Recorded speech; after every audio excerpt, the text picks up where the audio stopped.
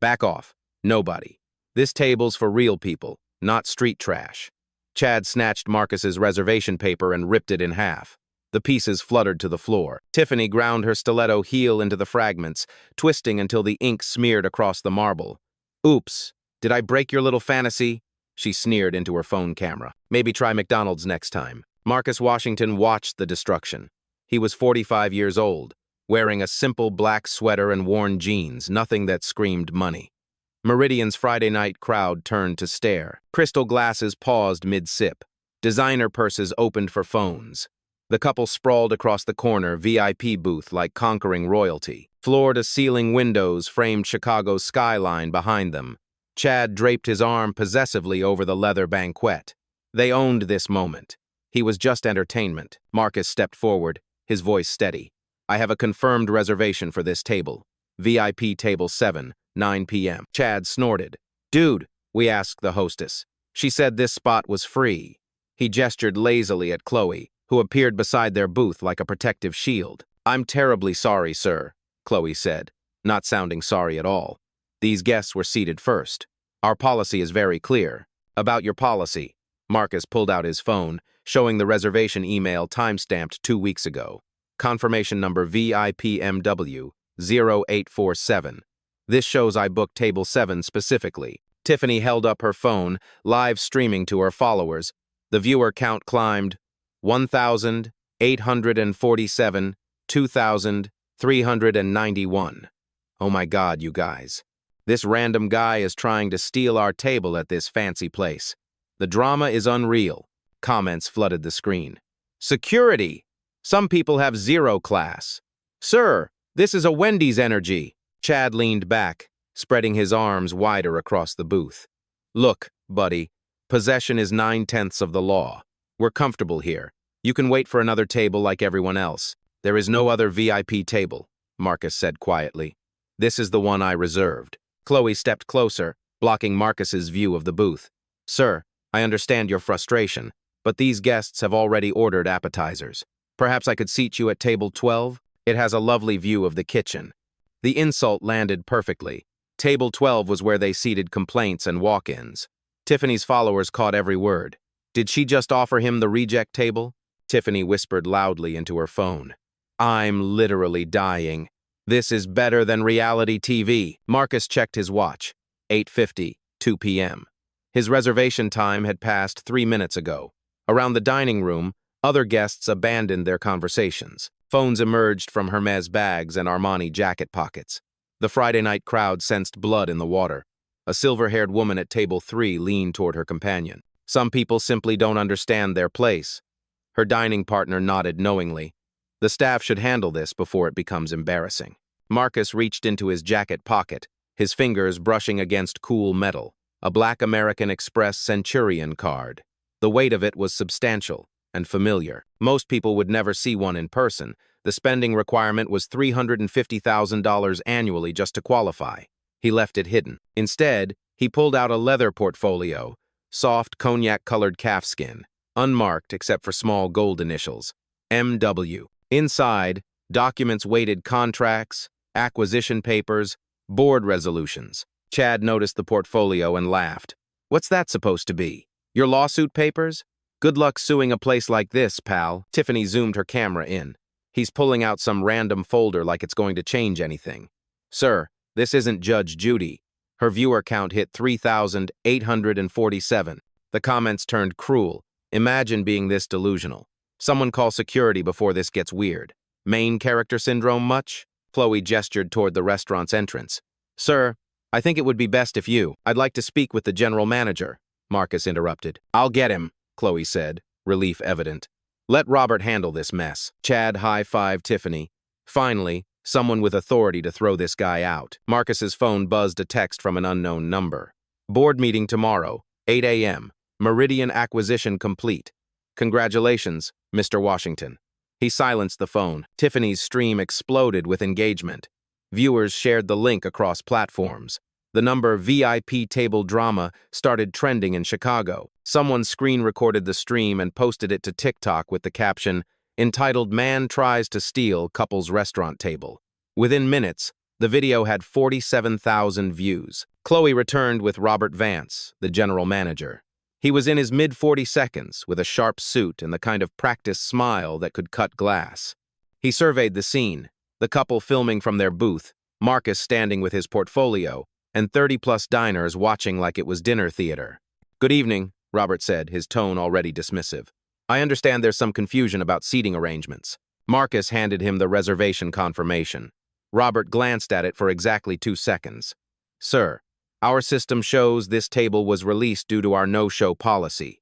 You were 3 minutes late. We operate on a very tight schedule during peak hours." 3 minutes, Marcus repeated. "Industry standard is a 15-minute grace period," Robert continued smoothly. "However, we make exceptions for special circumstances. These guests had a family emergency earlier and needed to be accommodated." Chad nodded solemnly, playing along. "Yeah, my grandmother is in the hospital. Very serious." Tiffany bit her lip to keep from laughing, still filming. Marcus looked at Robert. Really looked at him, the manager's confident posture, his expensive watch, a Rolex Submariner, probably $15,000. His custom-tailored suit, the way he positioned himself protectively in front of the couple's table. "Mr. Vance," Marcus said slowly, "are you certain you want to proceed with this approach?" Something in Marcus's tone made Robert pause, a subtle shift.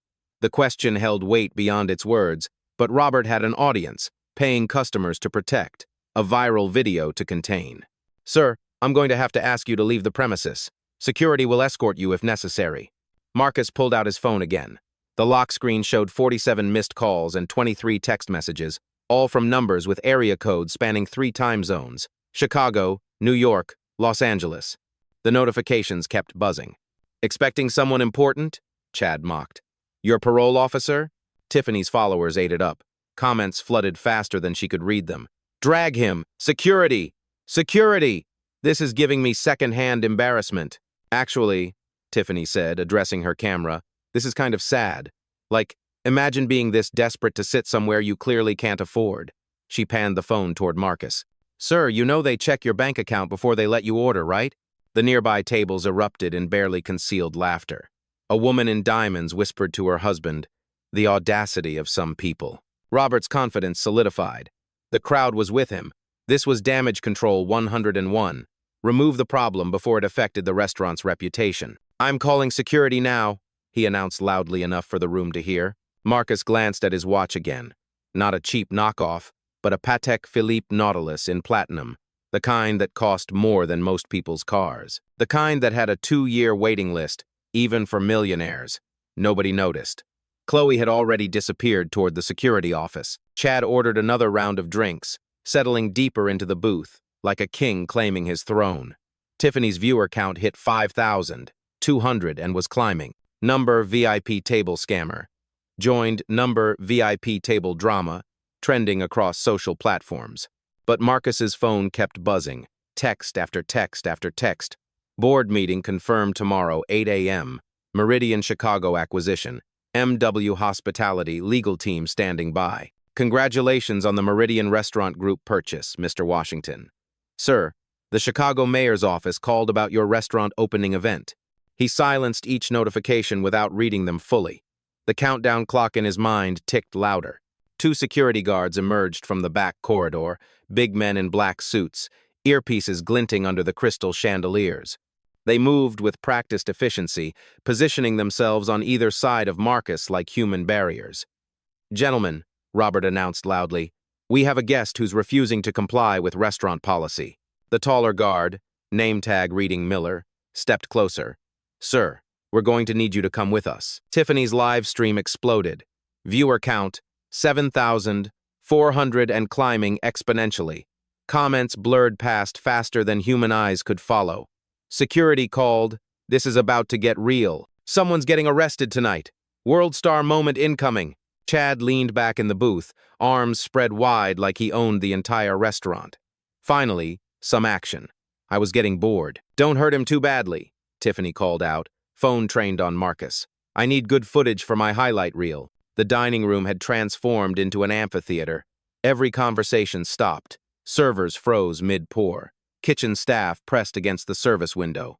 Even the bartender abandoned his cocktail shaking to watch the show. A woman at table 4 pulled out her phone, adding to the recording devices. "Harold, are you getting this?" she whispered to her husband. "Already posted to Facebook," Harold replied, not lowering his camera. "My golf buddies won't believe this." The maitre d' emerged from the wine cellar, drawn by the commotion. 2 busboys abandoned their dish racks. A line cook peeked around the kitchen door. The entire restaurant staff had become unwilling extras in Tiffany's viral production. Marcus looked at Miller. "Officer, may I ask what policy I'm allegedly violating?" "Trespassing," Robert interjected smoothly. "Harassment of our guests. Disruption of service." "Trespassing," Marcus repeated slowly. "In a restaurant where I have a confirmed reservation?" The second guard, younger and more aggressive, shifted his weight forward. His name tag read Davis. "Sir, you need to move now." Chad couldn't resist adding fuel. "Hey, security guys, you might want to check his pockets. He looks like the type who might have borrowed something from the coat check." The accusation hung in the air like poison gas. Several diners gasped audibly. Someone muttered, "I knew it." "Did he just suggest?" a woman whispered. "Shh, I'm recording." Her companion hissed back. Tiffany's phone captured everything. Her follower notifications were going insane. The stream was being shared across TikTok, Instagram, Twitter. Number security drama joined the trending hashtags. "Wait, did that guy just accuse him of stealing?" A voice called from table 8. "Keep filming," someone else shouted. Marcus's jaw tightened slightly, the first crack in his composure. "Are you accusing me of theft?" he asked Chad directly. "I'm not accusing anything," Chad said with mock innocence. "Just saying. Fancy restaurants have expensive things lying around. Mistakes happen. Maybe you got confused about what belongs to who." The implication was crystal clear and viral. Chloe reappeared with a clipboard, official-looking documents attached. "Mr. Vance, I've documented the incident per corporate policy timestamps, witness statements, the works." She'd spent 15 minutes building a paper trail to justify their actions, covering the restaurant's liability, making Marcus look like the aggressor in writing. Multiple witnesses confirmed the guest became belligerent when asked to respect our seating policy, Chloe read from her notes. The guest refused to leave when politely asked. Guest made threatening gestures toward other customers. "Threatening Husturus?" Marcus asked. "You stepped toward their table in an aggressive manner," Chloe replied smoothly. Robert nodded approvingly. "Excellent. We'll file this with Chicago PD if necessary." Davis reached for Marcus's arm. "Sir, we're leaving now. Don't make this difficult." Marcus stepped back calmly.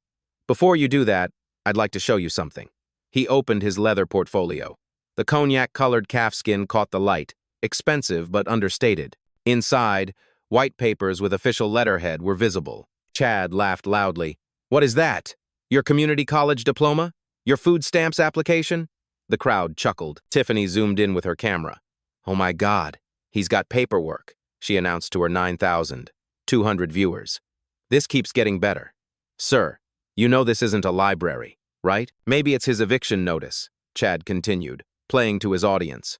"Or his bankruptcy filing. That would explain the desperation for a free meal." The insults kept coming, each one designed to humiliate, each one captured in high definition and broadcast live to thousands. Marcus pulled out a single document. Heavy stock paper, embossed header, multiple signatures at the bottom. He placed it carefully on the nearest table, table 6, where an elderly couple had been enjoying their anniversary dinner before the show started. "Miller," Marcus said quietly, "could you please read the letterhead on that document?" The security guard glanced down reluctantly. His eyes scanned the top of the page. His expression shifted subtly. "Read it out loud," Marcus suggested, "so everyone can hear." Miller's voice faltered slightly. MW Hospitality Group. Louder, please. MW Hospitality Group. Board Resolution. Meridian Chicago Acquisition. Miller's voice trailed off as understanding dawned. Robert snatched the paper, scanning it rapidly. The color drained from his face like water from a broken dam. "What's MW stand for, Robert?" Marcus asked conversationally. The restaurant fell silent except for the soft jazz playing from hidden speakers. Even Tiffany's live stream comments paused as viewers sensed something shifting. Robert's hands trembled slightly as he held the document.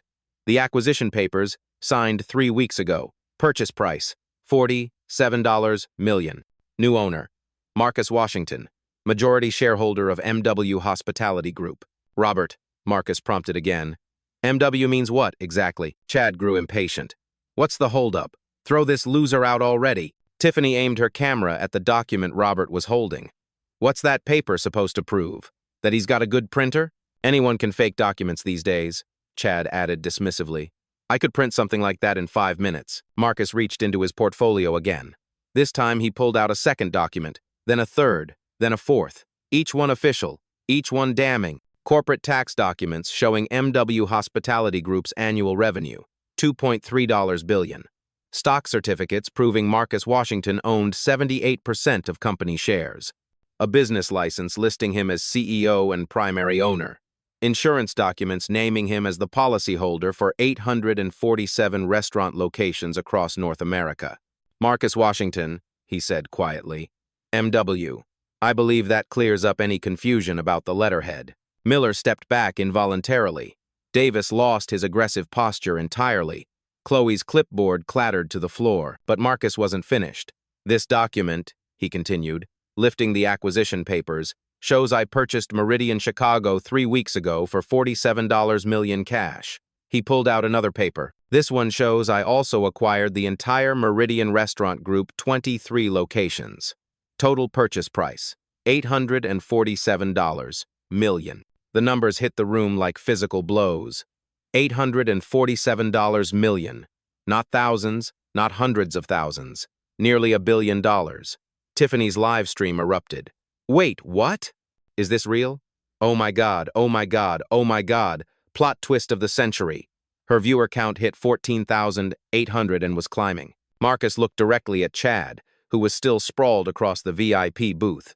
So, when you say possession is 9/10 of the law, you're absolutely right. I possess this table. I possess this restaurant. I possess this building. Chad's smirk finally died.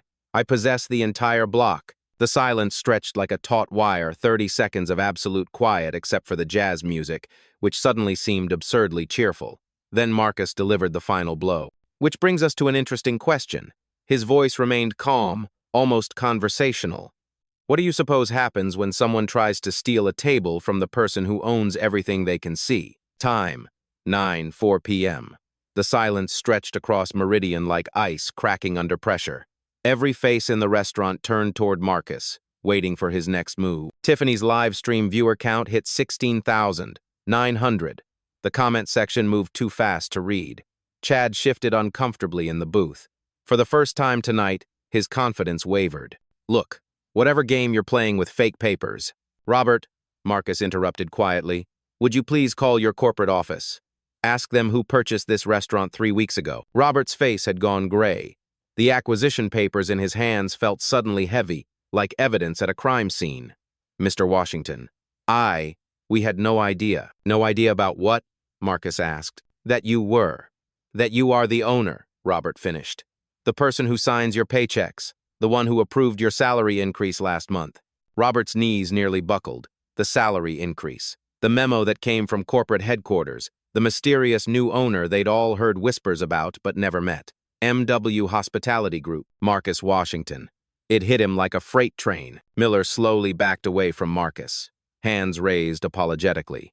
Sir, if we had known. If you had known what? Marcus's voice remained calm, but steel had entered his tone.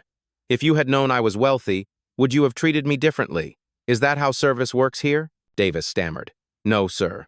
That's not. We treat all guests. The same way you treated me tonight?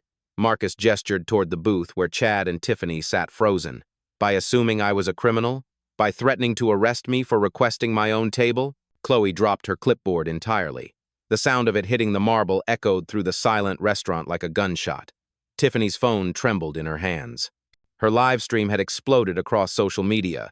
The comments were no longer mocking Marcus. They were questioning everything they'd just witnessed. Wait, is he actually the owner?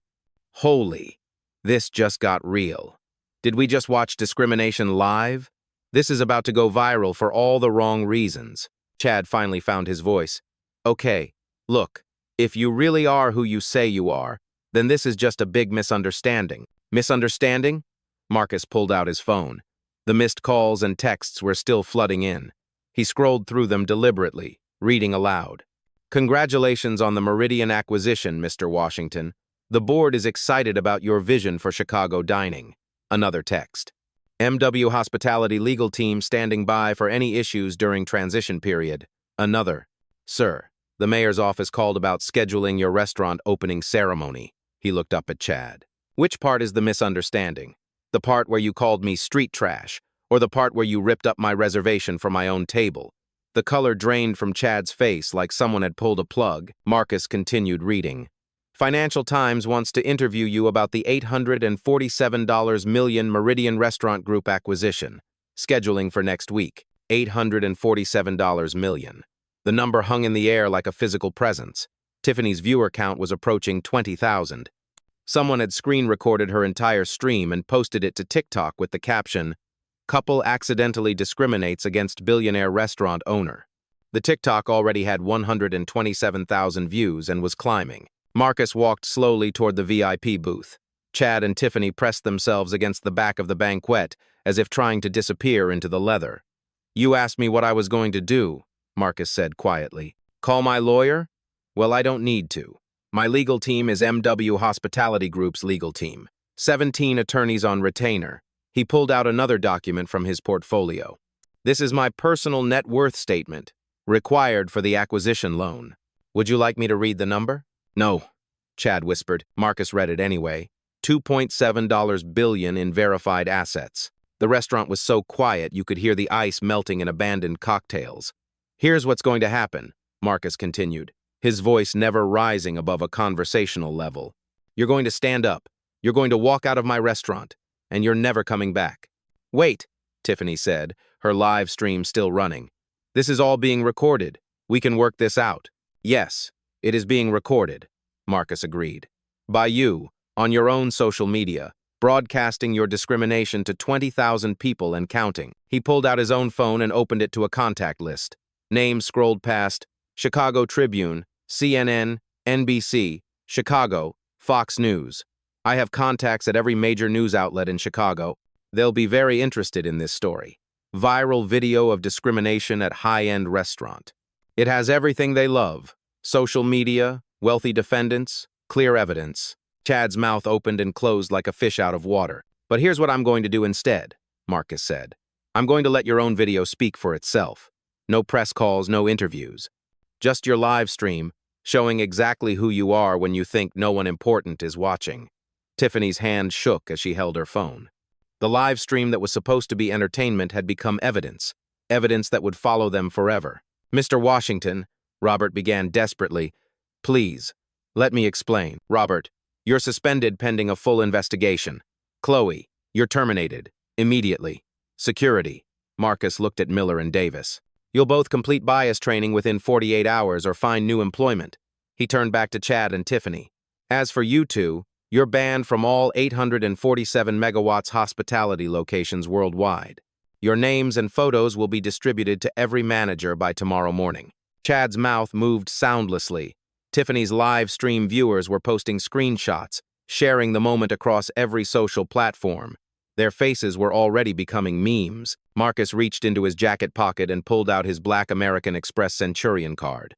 The metal caught the light, unmistakably real, impossibly exclusive. "This card requires $350,000 in annual spending just to qualify," he said conversationally. "I use it to pay my weekly restaurant bills." He placed it on the table next to the acquisition papers. "Now," Marcus said, looking directly at Chad, "would you please remove yourself from my table? I have a dinner reservation to keep." The power in the room had shifted completely. The man they'd dismissed as nobody controlled everything they could see. The table they'd stolen belonged to him. The restaurant they'd claimed superiority in was his property. The security guards who'd been called to remove him now stood at attention, awaiting his orders. The manager who'd threatened to call the police was begging for mercy. The couple who'd humiliated him were cornered in his booth, facing consequences they never imagined possible. Tiffany's live stream had documented their downfall in real time, broadcast to a growing audience that was sharing their disgrace across the internet.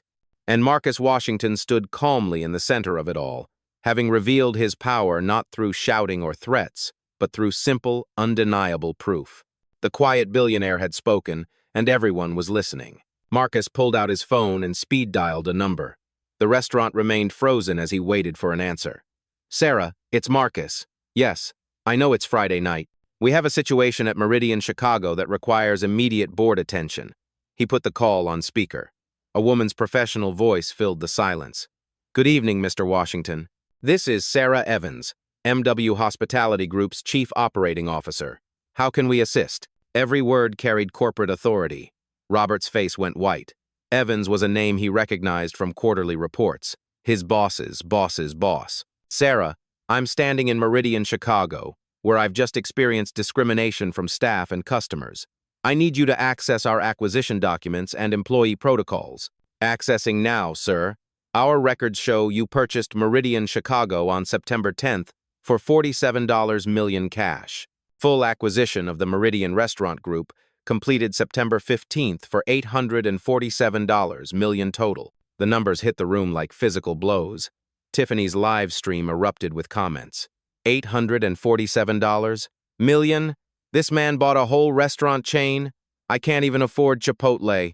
Chad tried one last desperate move. Look, Mr. Washington, sir, we didn't know. Stop. Marcus's voice cut through the air like a blade. Sarah, please pull up our company discrimination policy. Section 4, subsection C. Retrieved, sir. Section 4C states, any employee found guilty of discriminatory behavior toward customers based on race, appearance, or perceived economic status faces immediate termination without severance. Zero tolerance policy effective company-wide. Robert's legs nearly gave out. No severance meant losing his $95,000 annual salary, his health benefits, his retirement contributions, everything. And our customer behavior standards? Marcus continued. Section 12 amperes? Customers engaging in discriminatory behavior toward other guests or staff will be permanently banned from all MW hospitality properties. Legal action may be pursued for harassment or defamation. Marcus looked directly at Chad and Tiffany. Legal action. That's interesting phrasing. He scrolled through his phone to a law firm contact. Morrison and Associates, corporate litigation specialists. They handle all MW hospitality legal matters. The mention of lawyers sent another wave of panic through the couple. Tiffany's hand shook as she held her phone. Her live stream had hit 25,000 viewers. Someone in the comments posted, I found her Instagram at Tiffany Lifestyle Chicago. Let's see how this ages. Sarah, Marcus continued, please access tonight's security footage. Every MW property has 24/7 surveillance. Accessing Meridian Chicago cameras now, sir. Multiple angles available. High-definition recording from 8:45 p.m. Chloe had gone pale. The security footage would show everything. Her refusing service, her stepping on Marcus's reservation, her building a false paper trail. I want that footage preserved as evidence, Marcus said. And I want a complete audit of tonight's staff behavior. Every employee who participated in or witnessed discrimination without reporting it. The kitchen staff who'd been watching through the service window suddenly found other places to be. Servers scattered. The busboys melted back into the shadows. Marcus pulled out another document from his portfolio. Corporate Policy Manual, MW Hospitality Group. 847 pages thick.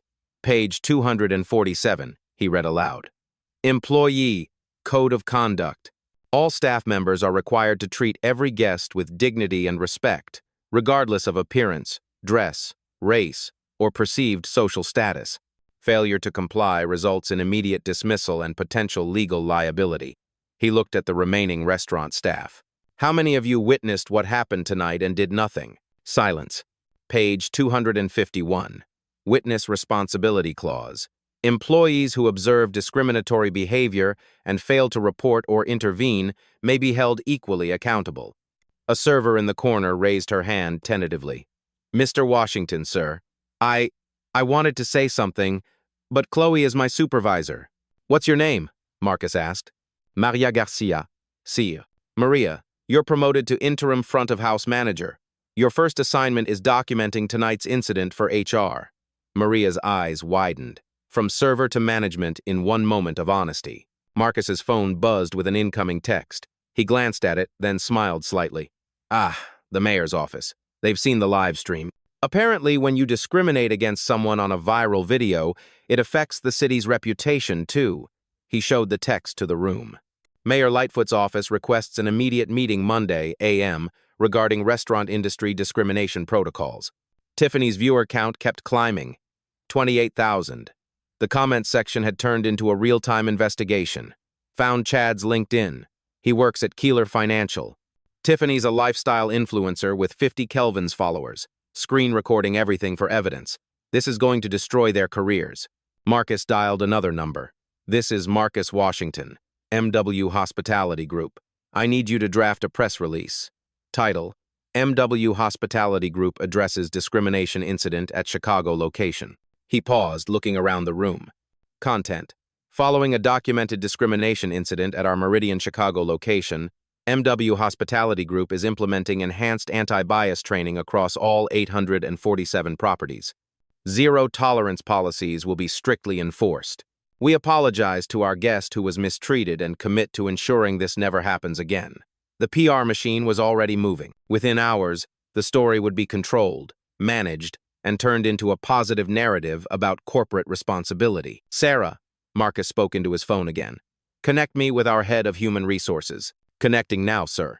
Another voice joined the call. This is Jennifer Hayes, MW Hospitality HR Director. Mr. Washington, I've been monitoring the situation via security feed. We have protocols in place for exactly this scenario. Excellent. Jennifer, I want full employee files on Robert Vance and Chloe, background checks, performance reviews, any previous complaints. Accessing now, sir. Robert Vance, 8 years with the company. 2 previous customer complaints regarding attitude towards certain demographics. Chloe, 3 years. 1 formal warning for inappropriate comments about guest appearance. The pattern was there. This wasn't isolated behavior. It was systemic prejudice that had been ignored. Chad finally spoke, his voice barely a whisper. What do you want from us? Marcus considered the question. I want you to understand the consequences. Your live stream has been screen recorded and shared across social media. Your faces are now permanently associated with discrimination. Your employers will likely see this video. Your friends, your families, your colleagues, they'll all know exactly who you are. He pulled out his Centurion card again, holding it up to catch the light. This card gives me access to exclusive events, private clubs, and high-end restaurants across the globe. Places you'll never see. But more importantly, it represents something you clearly don't understand, that you never know who you're talking to. Tiffany's phone captured every word.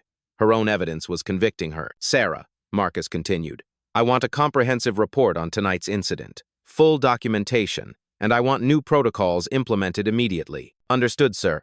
What specific changes would you like? Marcus looked around Meridian's dining room. Every guest was watching. Every server was listening. Every moment was being recorded. First, mandatory bias training for all customer-facing staff. Monthly workshops, not annual. Second, customer feedback systems with direct lines to corporate for discrimination reports. Third, mystery shopper programs to test our equity standards. He paused, ensuring everyone heard the next part. Fourth, any location that fails our bias audits will be closed, pending retraining. We'll sacrifice short-term profits for long-term integrity. The financial implications hit Robert like a sledgehammer. Closing locations meant lost revenue, unemployment for staff, and failed quarterly targets. His career in hospitality was over. Fifth, I want diversity consultants hired for each region. Sixth, customer service reviews are tied directly to bias metrics. Seventh, a hotline that bypasses local management and goes straight to corporate. Each directive added another layer of accountability. The entire system was being rebuilt in real time. Jennifer, Marcus addressed the HR director, effective immediately. I want bias incident reports included in quarterly board presentations. Make discrimination prevention a key performance indicator. Understood, sir. We'll have new protocols distributed to all 847 locations by Monday morning. Marcus walked slowly toward the VIP booth where Chad and Tiffany still sat, paralyzed by the enormity of their situation. You have 60 seconds to vacate my table, he said quietly. Security will escort you to the street. Your rideshare apps are probably already flagging you based on viral recognition. You might want to call a friend. He checked his watch. 55 seconds. Chad scrambled out of the booth like it was on fire. Tiffany fumbled to end her live stream, but it was too late. The damage was already screenshotted, recorded, and shared beyond recall. Mr. Washington, Robert tried one final plea. My family depends on this job, my mortgage, my children's school. Your family will survive your poor judgment, Marcus replied. The question is whether you'll learn from it. Report to corporate Monday morning for your termination interview. HR will explain your options. As Chad and Tiffany hurried toward the exit, Marcus called after them. Oh, and Tiffany? You might want to delete your social media accounts. The internet has a very long memory. The couple disappeared into the Chicago night, their humiliation broadcast live to 31,000 viewers and saved forever in the digital cloud. Marcus finally sat down at his table, in his restaurant, in his building. He opened the menu calmly, as if nothing had happened. I'll have the Wagyu beef, he told Maria, who approached nervously. Medium rare, and a bottle of your 2015 Bordeaux. The quiet billionaire was ready for dinner. Time, 9:18 p.m.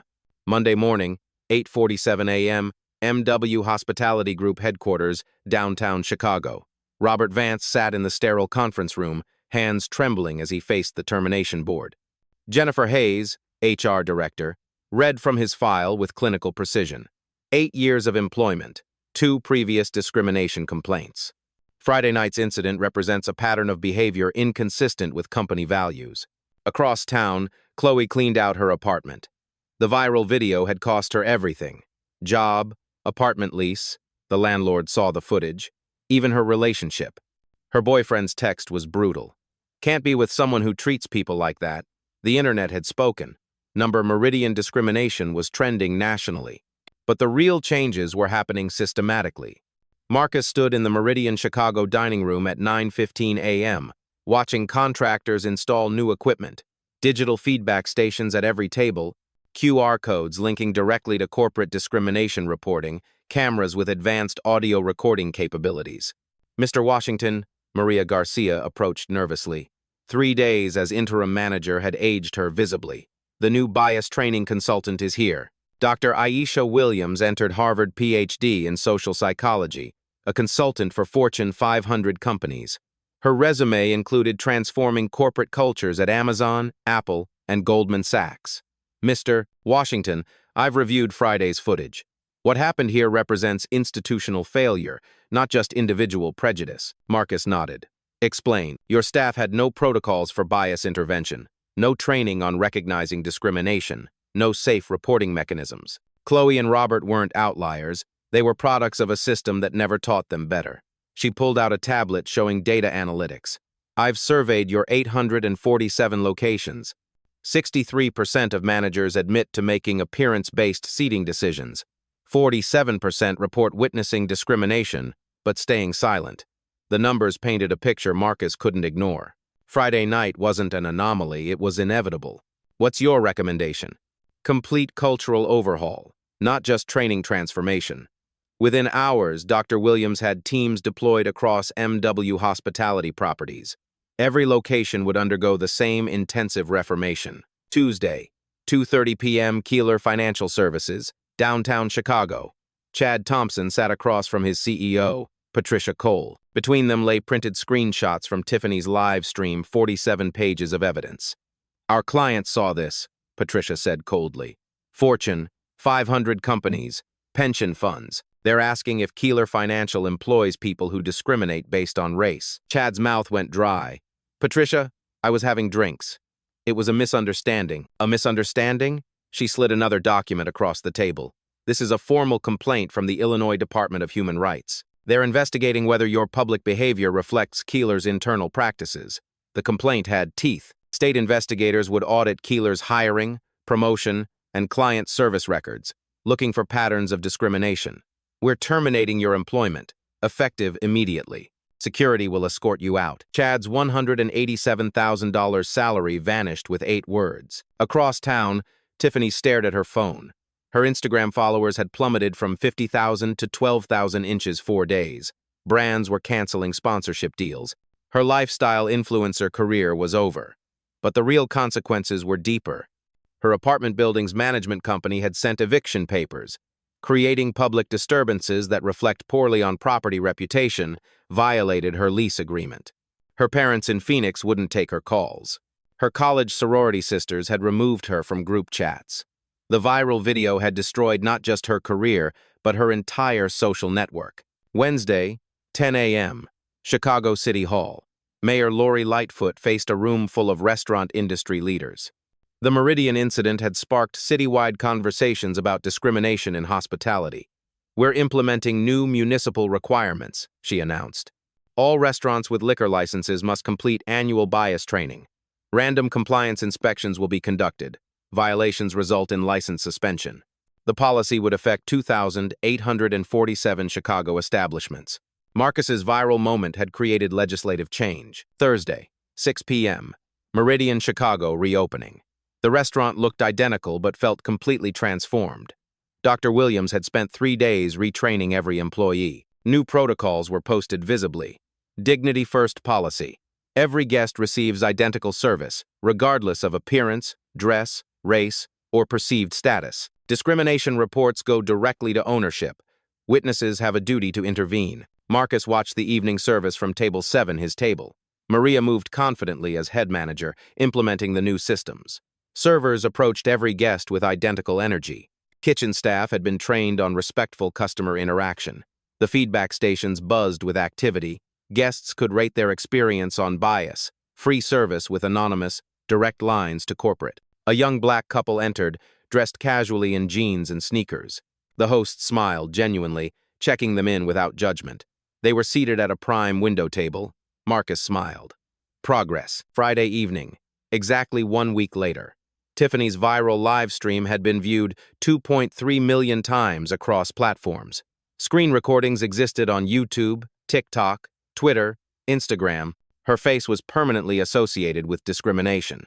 But something unexpected had emerged from the digital wreckage. Comment sections filled with similar stories. Thousands of people sharing their own experiences with restaurant discrimination. The video had sparked national conversations about bias in service industries. CNN featured the story. Viral video leads to hospitality industry reform. The Today Show interviewed Dr. Williams about unconscious bias in customer service. Harvard Business School added the incident to their ethics curriculum. Marcus's phone buzzed constantly with interview requests, speaking opportunities, consulting offers. His quiet response to discrimination had become a case study in corporate leadership, but he declined most requests. The real work was happening in his restaurants. Saturday morning, MW Hospitality Group quarterly review. Sarah Evans presented transformation data to the board. Discrimination complaints are down 94% across all properties. Customer satisfaction up 37%. Employee retention increased 41%. The numbers told the story. Treating people with dignity wasn't just morally right, it was profitable. Mystery shopper audits show dramatic improvement, Sarah continued. Bias incidents decreased from 47% to 3% of tested interactions. Marcus had proven something revolutionary. Calling out discrimination and implementing systematic change could transform entire industries. 6 months later, Robert Vance worked as a night manager at a small diner in suburban Milwaukee. The demotion hurt, but he'd completed bias training voluntarily, slowly rebuilding his reputation. Chloe had moved to Portland, working retail while taking community college courses in social work. The viral shame had forced deep self-reflection. Chad Thompson struggled with unemployment. His LinkedIn showed 6 months of rejection letters. The viral video appeared in every background check. Tiffany had started a nonprofit focused on digital literacy and social media responsibility, using her own viral destruction to teach others about online consequences. But the real legacy was institutional.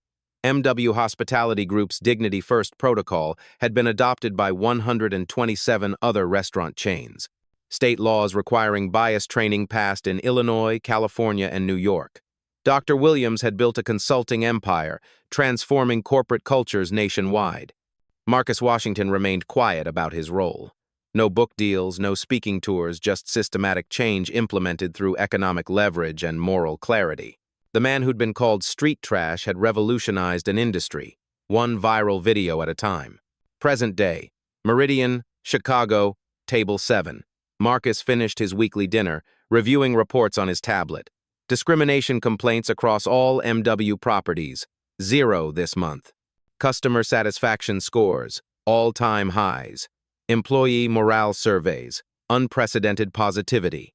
He paid his bill and left a generous tip for Maria, who'd transformed from a nervous server into a confident leader. Walking toward the exit, Marcus paused at the memorial plaque Dr. Williams had insisted on installing. Dignity first. In memory of every person who was judged by appearance rather than character, and in commitment to ensuring it never happens again. The quiet billionaire stepped into the Chicago night, having proved that real power lies not in wealth or status, but in using privilege to create justice. The revolution had been live-streamed, and everyone was watching. 2 years later, Marcus Washington received a letter. The envelope bore no return address, just careful handwriting that seemed familiar. Inside was a single page from Chloe. Mr. Washington, I graduated from social work school yesterday. I work with hospitality workers now, teaching bias awareness. I'll spend my life making sure what I did to you never happens to anyone else. Thank you for showing me that consequences can become catalysts for change. Marcus set the letter aside, smiling quietly. Redemption was possible, even for those who'd fallen furthest. His phone buzzed with the quarterly report. MW Hospitality Group had just been named Most Inclusive Restaurant Chain by the National Restaurant Association. 2 years of systematic change had created industry leadership.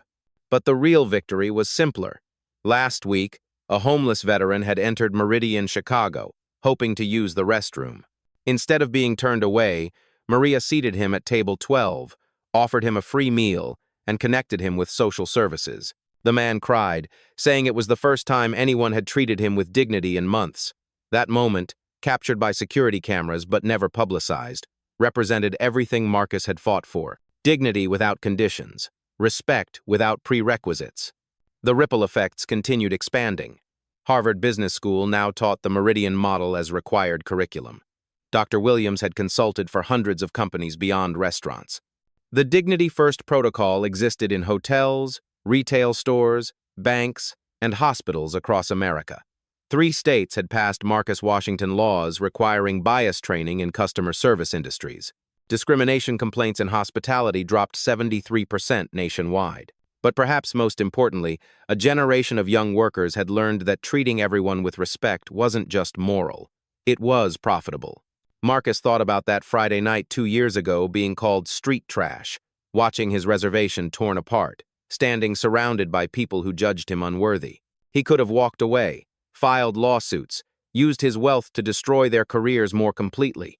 Instead, he'd chosen systematic change over personal revenge, education over humiliation, building bridges instead of burning them down. The quiet billionaire had learned something powerful.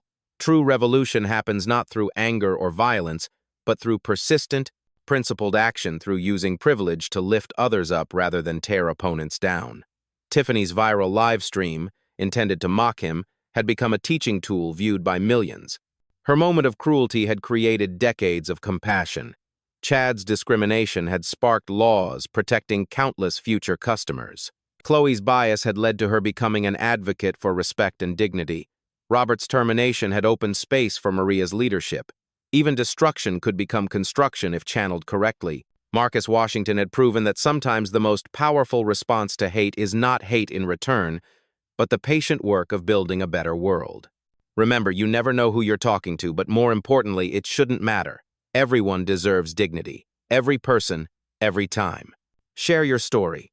What moment made you realize the power of quiet dignity over loud anger? Comment below. How can we create more accountability for discrimination in public spaces? Tag someone who shows strength through grace under pressure.